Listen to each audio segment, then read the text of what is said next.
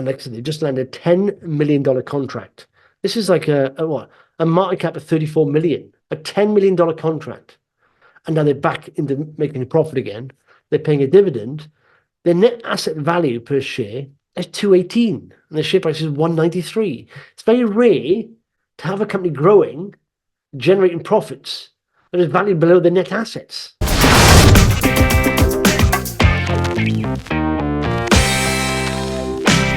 Because I do say, this is quite a rare company, because if you look at it, right? I talk in the book about valuations and how do you value companies.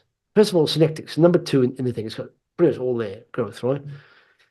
But it's profitable now. It went through a time where you have to understand where the areas they do these, cameras, proprietary cameras that suited to hazardous environments or special environments, and also software, which I like that because they get upfront payment, from the company they're contract with, and they get recurring revenue from the software contracts. But if they get a new client who wants their software platform Synergy, it hooks up all different cameras, all different channels, and it can use other people's hardware, of course. So they get the revenue from that.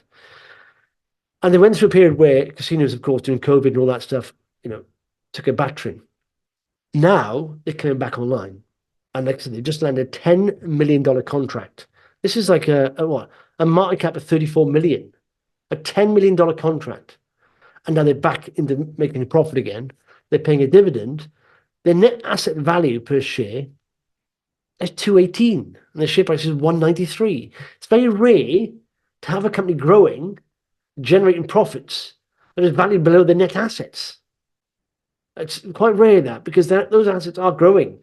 They're getting bigger. So if the share price stays what it is, the net asset value per share will go up because their assets are growing, So you normally see it's easy to find a company with valued or the share price below net assets. They're losing money because their assets are deteriorating. They are going lower. But you have a growing company like that. That's crazy. So it's worth thinking that. And you think, right, was it? This is a small growing company paying a dividend. It's unusual. Last time I had that was when I bought Good Energy a while back, and it was like I couldn't believe I thought, before did this rise? I was buying down here. I should just wait for the uptrend to start.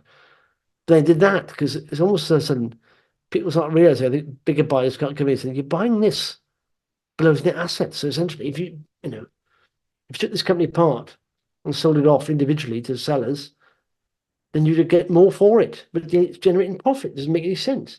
So anyway, it's worth a look at that.